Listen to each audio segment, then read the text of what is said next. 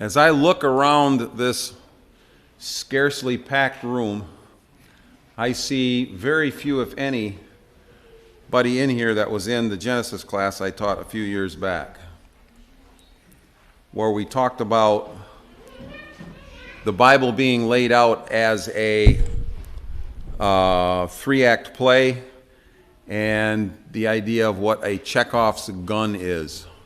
Mark was in for some of it. You were in for some, I believe. But whether or not you were there, I don't think anybody else was here. So I'm going to review that real quick because I think it becomes important starting in this week's lesson on chapter 12. So here we go. Hopefully this works. And there. Three-act play. Most storylines, not all, some people try specifically not to follow this kind of pattern, but most storylines follow a three-act play scenario where there's a setup at the beginning, there's a confrontation or the act 2, which is the longest part, and then in the end there is an act 3 where the resolution becomes. And in between those sections there are two plot points that are very, very important.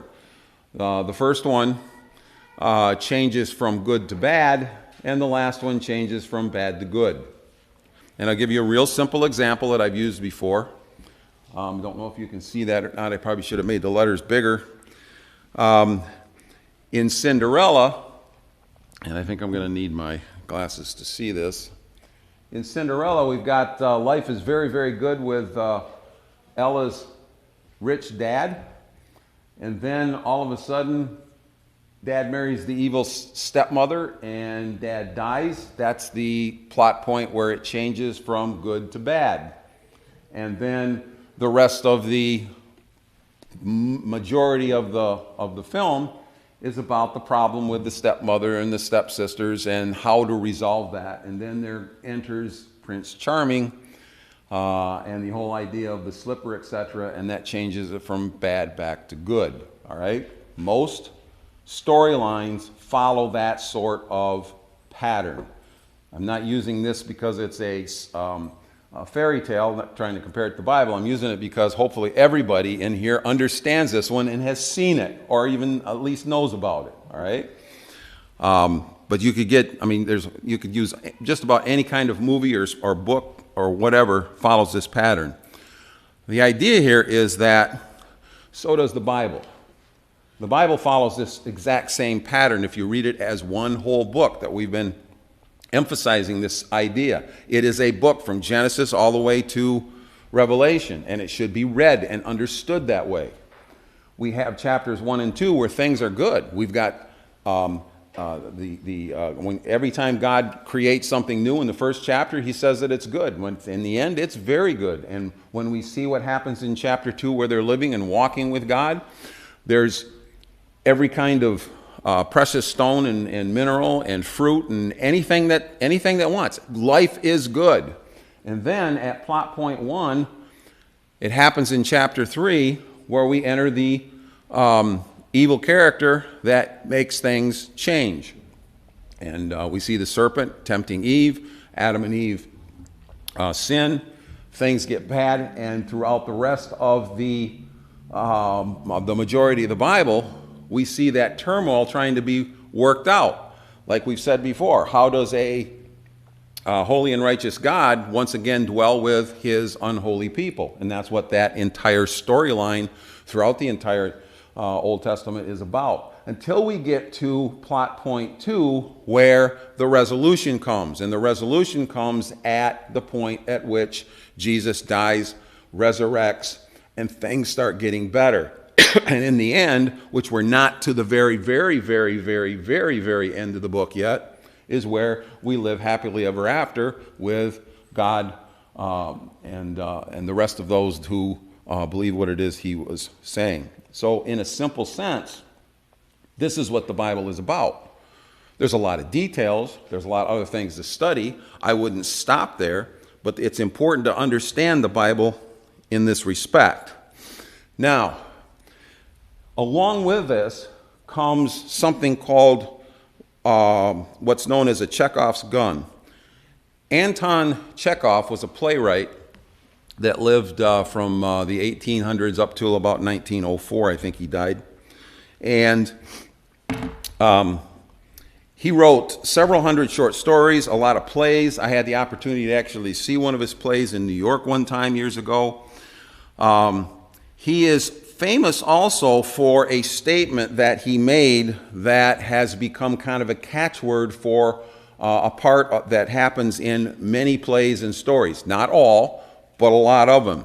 He said that if in Act 1 you have a pistol hanging on the wall, then it must be fired by the last act. And what he meant by that was that if you introduce something that seems unusual or out of character or doesn't seem to be important at the beginning, you better use it sometime later on as part of the resolution to the problem. Okay? The showing of that initial element, in his case he's using the gun as an example, is called the loading of the gun. And when it comes out as being part of the solution later on, it's called the firing. So you load the gun at the beginning, you fire it at the end. For instance, in the movie The Shooter, Mark Wahlberg is being set up by Danny Glover to take the fall for an assassination. At the beginning of the film, Wahlberg does something to his rifle before he goes on assignment working for Glover. A seemingly unnecessary scene at the beginning of the movie, but it is the insignificant, this particular insignificant clip that eventually proves Wahlberg's innocence at the end of the movie. All right? And here's a short clip from the very end of that movie. This is about evidence and finding out the truth, so you sit there and be quiet. How many have seen the movie and already know what's going to happen? 1, 2, 3, 4? At the end of the movie, very, very end of the movie, he picks up that gun and he attempts to shoot somebody with a bullet in it. And they try to catch him because they think he's going to kill somebody, but it doesn't kill anybody because what he did at the beginning of the movie was take the firing pins out. He does that on every gun when he travels and when he keeps them in his house. So that scene at the very beginning of the movie where he is fiddling with the guns and you don't know exactly what he's doing, he is actually loading the Chekhov's gun and then firing it at the end of the movie. And now, because you can't see it from my perspective, you're going to have to actually watch the movie to see it.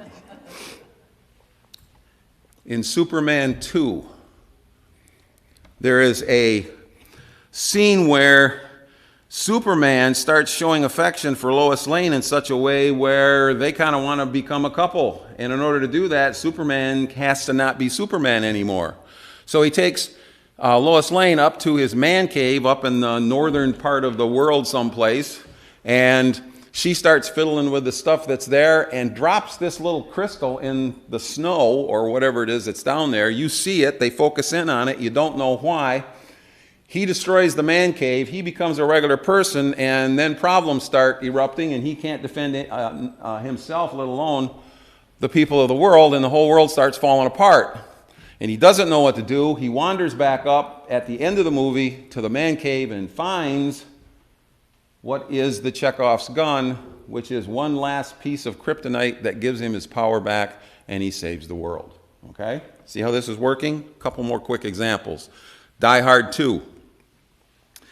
Die Hard 1. This is the original. Bruce Willis plays McClane, and the guy from Family Matters plays Sergeant Powell. During a conversation at the beginning of the movie, Powell tells McClane that he has never drawn his gun in active duty since he accidentally killed a kid back when he was a rookie. Seemingly no good reason for that conversation, but later in the movie, at the climax, at the very end, when we have one of the bad guys, Carl, seemingly either dead or taken care of, he whips out an automatic weapon from underneath a blanket where it was hidden and starts to shoot McClane when all of a sudden a bullet stops him, and as the camera refocuses, what you see is that Sergeant Powell firing his weapon for the first time since he was a rookie. Chekhov's guns do not have to be guns, though. In the movie The Fifth Element, it was a match that was carried around by Willis through the entire movie. And at the very end, it became important. It was the last thing they needed to save the world. In Monk, there's an episode called Big Reward where it's a wad of gum that's underneath a table that Monk wanted cleaned from the very beginning and complains about it. And when it is finally cleaned at the very last part of the episode, the missing diamond is found stuck to the gum underneath the table. Okay? Chekhov's guns can be seen all over the place. Some of them very simple, some of them fairly complex. I know some of you already know the answer to this question, but does the Bible have a Chekhov's gun? I can see the smile on Bill's face even without my glasses. There are a few of you guys. How many know what I'm talking about already? Okay, a few. The answer is yes. It does. Does it contain, in other words, something seemingly insignificant early in the Bible storyline, but is actually the solution that changes the course of all of human history within the framework of the Bible's storyline later on between Act 2 and 3? And it's right here, Genesis 3:15. And I will put enmity between you and the woman, between your seed and her seed. He shall bruise your head, and you shall bruise his heel. And sometimes those are translated as crush, okay? Because basically the seed, the promised seed, was going to give a head crushing to the serpent. And this is what it is.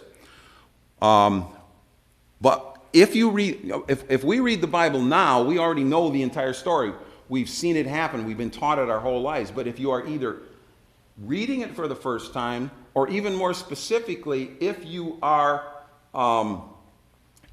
in the story, like Adam and Eve were, and everybody at those times, you're going to be asking yourself some questions. What is God talking about? Who is this seed? Many times a casual reading of this passage glosses over this statement, but Genesis 3:15 is the Chekhov's gun being placed on the table. It is the very first glimpse of the result of the clash between the woman's seed, God's son, and the seed of the serpent, Satan himself. In a sense, it tells us how much about what the rest of the Bible is going to be about. And if we recognize it for what it is, then throughout the rest of the Bible storyline, we should be looking for that gun to be fired. When was that gun fired? On the cross. Okay? Throughout the Old Testament, I believe that those who were astute recognized that a seed was coming. They didn't know it was the Messiah, but they recognized the fact that there was a seed coming. And all throughout the genealogies, as we go from Genesis through the beginning of Matthew, we see such things as this. For instance, Eve could have easily thought that Abel would be the one. And I think there's evidence that that's possible in the wording that's used. But Cain, at the behest of the serpent, had other plans. We know that the lineage of this mysterious seed continued uninterrupted throughout the entire Bible, beginning with Seth instead of Abel. But at various points throughout the Old Testament, we also see Satan attempting to truncate this family tree. Noah and Shem were saved by God's grace through the ark. Abraham's hand was stayed from killing Isaac. The next in line during the time of Moses was spared by God's helpers, the midwives. The bloodline also came close to extinction during the time of Esther. And also in 2 Kings chapter 11, we're told the story of how Athaliah, the mother of Ahaziah rose up to destroy all the royal offspring because she found her own seed dead. But the baby Joash was to be part of the direct lineage of David all the way to Christ, thus part of the lineage of the promised seed. And the rest of 2 Kings chapter 11 tells how the plan to kill the children and to kill the rest of of Israel at that time was thwarted, and the lineage was once again saved. This has been something that happens over and over repeatedly throughout the entire Old Testament. The devil is in one way or another trying to truncate that line. Why? Because he knows if God gets to fire the gun that he set up back in Genesis 3:15, then he's doomed. So a lot of that struggle has to do with that. So why is this all important to our study in Revelation, especially in chapter 12 here? In Revelation chapter 12, 1 through 6, we are introduced to two new characters, a woman with child and a red dragon. The consensus is, and rightly so, that the dragon is none other than Satan himself, the serpent of old. We will discuss a little bit more about that as we go on. But the woman's identity is often debated. Some say that it must be Mary. Others say that it is the Jewish nation as a whole. And then there are other people that have totally other suggestions than that. But I think that they are missing something. They're missing this storyline that we have been talking about previously at the beginning of the class here as to what's going on in the whole Bible itself. There is pretty much nothing more vulnerable than a woman laboring to give birth. She cannot run away. She cannot defend herself. And the thought of a giant red dragon with many heads and many horns is the kind of thing that Stephen King movies are made of. All right, it's a nightmare taking place in front of your own eyes graphically. But the two of these together, and put the two of these together, and you have a very powerful, on the edge of your seat type of drama. A pregnant woman in the process of giving birth while being threatened by a massive dragon who wants to devour the baby. I believe that what is being symbolically described in these verses has more to do with God's Chekhov gun than it does with Mary or the Hebrew people or anyone else. God had pledged that the promised seed would come through woman. Okay? But which woman? What was always the question? Which woman was always the question? In a sense, the seed came through many different women. Okay? I mean, it came through Sarah. It came through Rebecca. It came through quite a few women over time. And you can trace some of these specifically in the Old Testament, and some of them we just have to assume were there because baby after baby was born into that lineage. So the serpent of old, now being described as a dragon, has spent much of his time trying to devour the right baby for all of human history. Each time he thinks he has the right one, God ends up foiling his plan. So he waits, and he tries again, over and over, until finally it seems that the correct seed has come. Then lo and behold, we read in Revelation chapter 12, starting in verse 4, and the dragon stood before the woman who was about to give child, so that when she bore her child, he might devour it. She gave birth to a male child so that one who is to rule over the nations with a rod of iron. And then it says, but her child was caught up to God and to his throne. How cool is that imagery? Especially if we know what the rest of the story of the Bible is about that comes before it. The serpent had failed to stop the lineage at every attempt throughout history. And when he finally gets the chance to devour the actual promised seed, he is foiled one more time. Now, he has no more chances. Therefore, what we will see beginning in verse 7 is the results of the dragon's failure to accomplish the mission that he has been working on ever since the seed was first introduced in Genesis chapter 3. The middle part of the verse says, one who is to rule all the nations with a rod of iron. And this is a direct allusion to Psalms chapter 2, starting in verse 7. The Lord said to me, you are my son. Today I have begotten you. Ask me, and I will make the nations your heritage. Or ask of me. And the ends of the earth your possessions. You shall break them with a rod of iron and dash them to pieces like a potter's vessel. This makes it clear that the baby is the Messiah.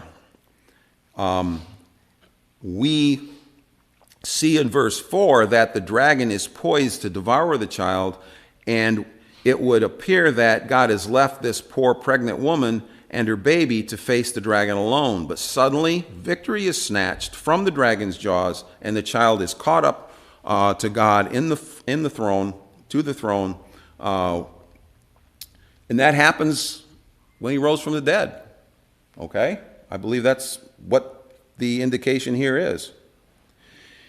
If you remember the two witnesses back in chapter 7, they symbolized the church, one of the few symbols of the church that we have. They are those that speak the word of God. In other words, they forthtell and they testify to what is true, the truth of God. We are told through the illustration of the temple that we just discussed here a week or so ago that God will protect them from spiritual harm.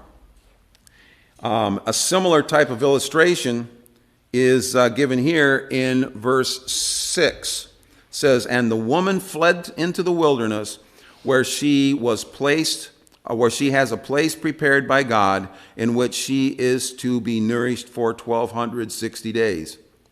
How long? See how that keeps popping back up? Okay? From the time when Jesus died until and resurrected until the time he raises from or comes back again. All right? That's what that stands for. All those different variations. And then in verse 17, it says that then the dragon became furious with the woman and went off to make war with the rest of her offspring. Do you think that's Mary? It can't be. All right? And it's not Israel either. We're going to explain that here a little bit more detail in just a second. Rest of her offspring on those who keep the commandments of God. This is not Mary. It is symbolic of those living, of all those giving birth to who? Us, believers. Spiritual births. Okay? Therefore, the symbolic woman is in this chapter not only implies those who are born into the lineage of the promised seed, or Jesus, but they are designated as true believers, the sons of Abraham, as explained in Galatians, and we've used this before, starting in verse 26. So in Jesus Christ you are all children of God through faith. There is neither Jew nor Greek, neither slave nor free, male nor female. It is talking about Christians in general. If you belong to Christ, then you are Abraham's seed and heirs according to the promise. Therefore, the woman and child are kind of an all-encompassing symbol of the lineage of Christ, as well as those that have been born into his family. Both the woman and her child in Revelation chapter 12, verses 5 and 6, and Paul's words in Galatians are speaking of the same group. And these are the same as the witnesses in chapter 11. And they are the same as the 7 candlesticks back in chapter 1, I think it was, or 2, or someplace in there. I can't remember exactly which chapter. So what we see here in chapter 12 is that this group, again, is spiritually sheltered by God. The symbolism includes 2 main parts. First, the woman fled to the wilderness. This alludes primarily to any of the times that God took care of his people in a wilderness setting throughout the Old Testament. Examples: Hagar in Genesis. Another one, Israel after the Exodus. There's also Elijah in 1 Kings chapter 17 and 19. These are some of the examples where God's protection in the wilderness, that he gave them protection when they were in wilderness situations. The second thing is that the time of this nourishment is said to be 1,260 days. And of course, we know exactly what that means now.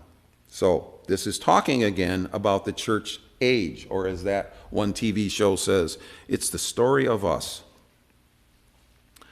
Some say that John does not make a clear connection between verses 1 through 6 and 7 through 12. But I think myself that the results of 1 through 6 are what happens in verse 7 through 12.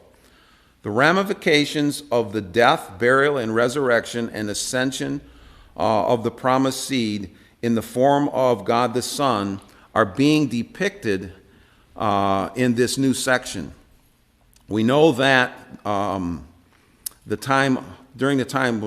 we know that Satan accused Job, for instance, before God.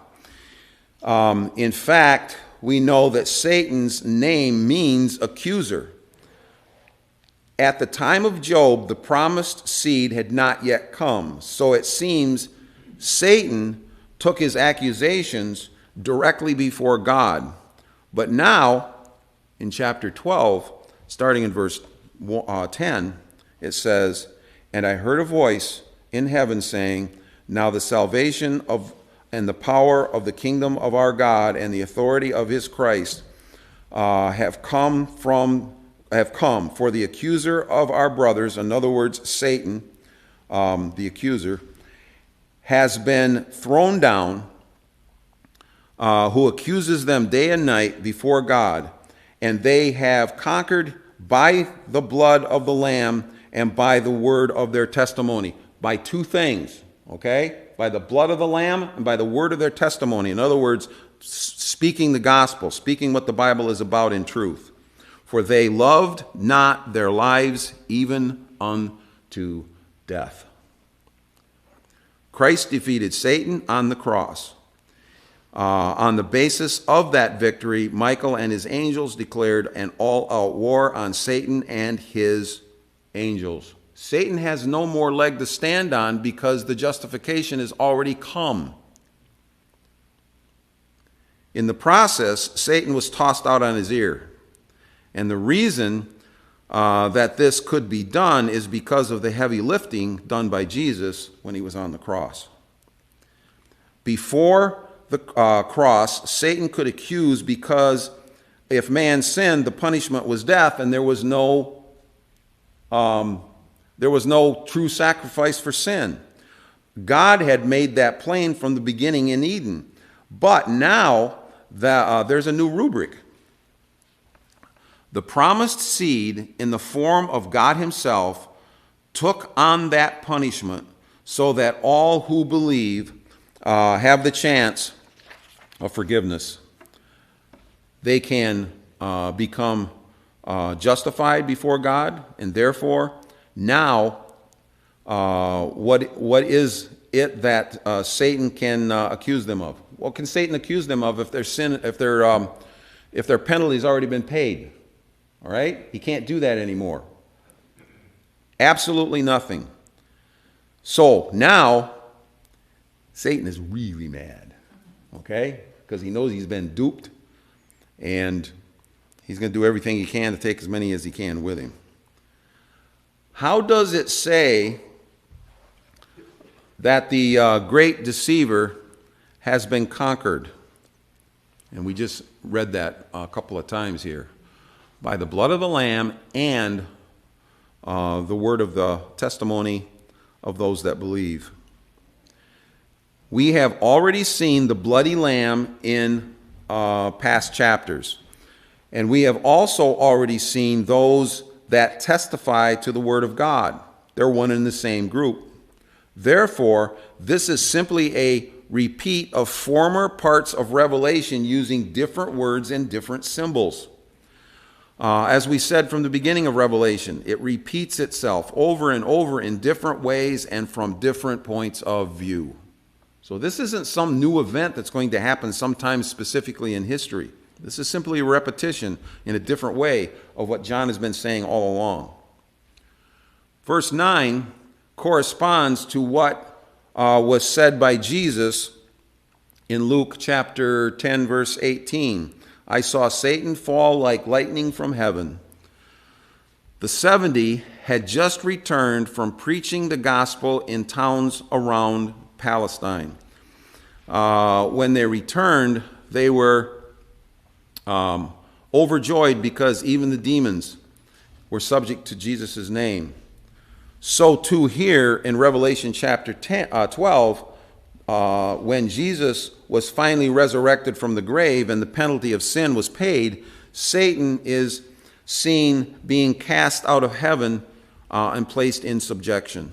Therefore, just as Satan unjustly threw a tantrum by casting down the stars back in verse 4, now, in contrast, he suffers the same punishment when he's tossed out on his ear.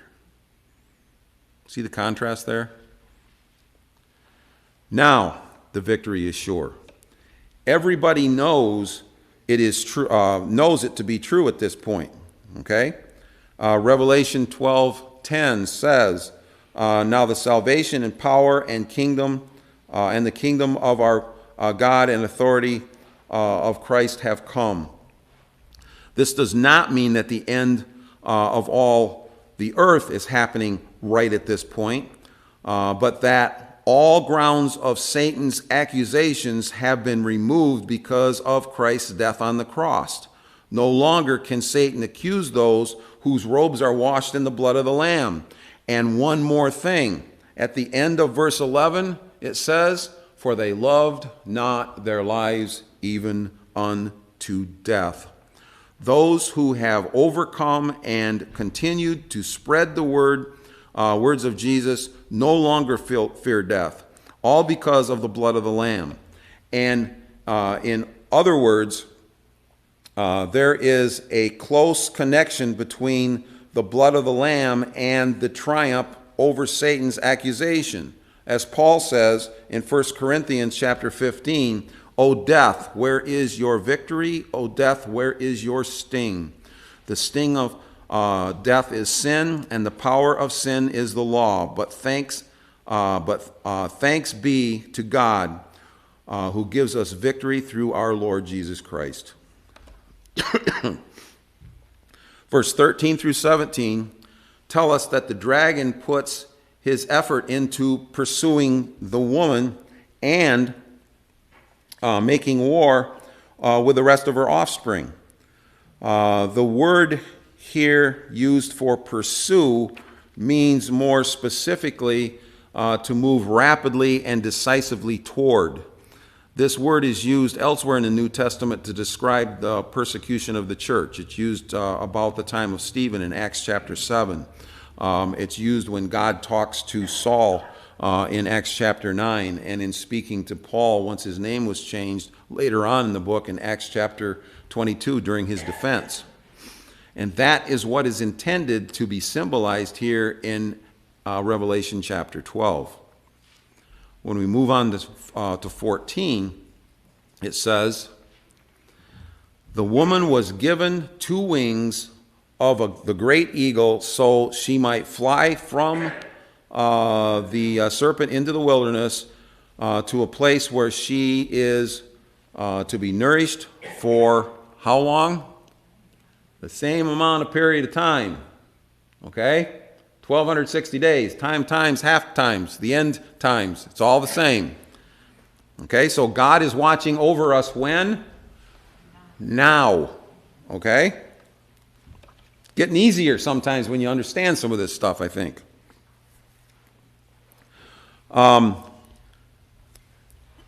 So, as usual, we see references to the Old Testament passages also. Verse 14 alludes to Exodus chapter 19, verse 4. God tells Israel, "You yourselves have seen what I did to the Egyptians, and how I bore you on wings of eagles and brought you out to myself." And it is also the pattern of Isaiah chapter 40, one of my favorite songs ever. I learned this when I was teaching at VCA, and you will remember it very good. It's difficult to sing.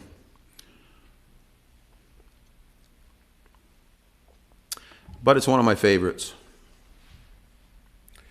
David was likewise speaking of being given wings of a dove to flee into the wilderness and await God's protection from his enemies in Psalm chapter 55, verses 1 through 8. Therefore, just like God told Moses, Isaiah, and David that he would strengthen and nourish them, so also he is showing John that he will do the same thing for the church throughout these last days, beginning with his death and resurrection until the time he returns. Now, keep in mind always that this does not mean that we will not come to physical harm. It's talking about our spiritual well-being. But, as we have already seen in former chapters, this does not mean that Christians will be exempt from physical persecution. Revelation chapter 12, verse 15, the serpent poured water like a river out of its mouth after the woman to sweep her away with a flood. Jesus has already been symbolically pictured himself as having a sharp two-edged sword coming out of his mouth. Now the serpent has water coming out of his mouth. It shows, in the case of Jesus, it shows his power as well as the ability, his ability to speak truth. Now, instead of fire coming out of a dragon's mouth, we see water. Lots of it. So why does the serpent, a.k.a. the dragon, a.k.a. Satan, have water spewing out of his mouth? Let's go back for a moment to Ezekiel chapter 29, and it says, "Son of man, set your face against Pharaoh, king of Egypt, and prophesy against him and against all Egypt. Speak and say, thus says the Lord God, behold, I am against you, Pharaoh, king of Egypt, the great dragon." Notice that the Old Testament is calling them that before Revelation is ever written. "The great dragon that lies in the midst of his stream, that says, my Nile is my own, I made it for myself." The phrase "Son of Man" always has to do with the mysterious seed throughout the entire Old Testament, and Jesus calls himself that many times to make that connection. Here, the Son of Man is said to be against Pharaoh, who in turn equates to the great dragon. This great dragon lies in the midst of the stream, in other words, the Nile. This reference is tied to Exodus chapter 1, where the Pharaoh of Egypt tried to drown the babies of Israel in the Nile after the midwives failed to do what he wanted them to do in killing the babies. John seems to be symbolically tying the satanic motivation behind Pharaoh's persecution of Israel in Egypt to what is happening to God's people in every age. So we see in verse 16, "But the earth came to help the woman, and the earth opened its mouth and swallowed the river that the dragon had poured from its mouth. Several times throughout the Old Testament, we see God's enemies or casualties of things that did things that were wrong and they shouldn't have been and had to be judged. They have been swallowed by parts of God's creation. For instance, when Cain killed Abel, it says that the earth swallowed the blood of Abel. In the days of Noah, the evil people that did not enter the ark were swallowed by the flood. Pharaoh's armies were swallowed by the waters of the Red Sea. And the families of Korah and others who rebelled against Moses in Numbers chapter 16 were swallowed by the earth. Here in verse 16 of chapter 12, God is figuratively using his creation in ways that allow for spiritual integrity of his people. What we see here is deliverance. Satan's attempt to take things over because he's thrown temper tantrum is not working. Only water comes out of his mouth, and God has his creation swallow up the water like he did in times of the Old Testament. This is a symbolic way of showing God's preservation and deliverance of his people while simultaneously defeating the serpent. In verse 17, the dragon continues his rage against the woman and her offspring. Note, we discussed this woman is the personification of those born into the lineage of the promised seed. And it's more of a spiritual thing than it is physical. To this end, she is not a specific person like Mary, etc. Here we see the woman's fate equated with that of her other offspring. God's promise to Abraham included offspring that numbered like the sands and like the stars. Galatians, we know, tells us that promised seed was intended to be singular, Jesus, but that through Galatians, what it says about Abraham's true seed, that there is more of us, that it's an innumerable, like Abraham was first promised at the very beginning. This symbolic woman bears all who are sons of God, both Jesus, the firstborn, as well as his intended siblings. John is using figurative language to represent both the singular seed of woman and the collective seed of the woman who are the believers in Jesus. And so we have John chapter 15. If the world hates you, remember that it hated me first. And 1 Timothy chapter 3, all who desire to live a godly life in Christ Jesus will be persecuted. And this is just another way of saying that the devil's going to persecute. At the end here, when we become part of the family, we must also share the consequences of the world's hostility and scorn. And that is exactly what the dragon is attempting to do to the woman and her children in chapter 12. Any questions?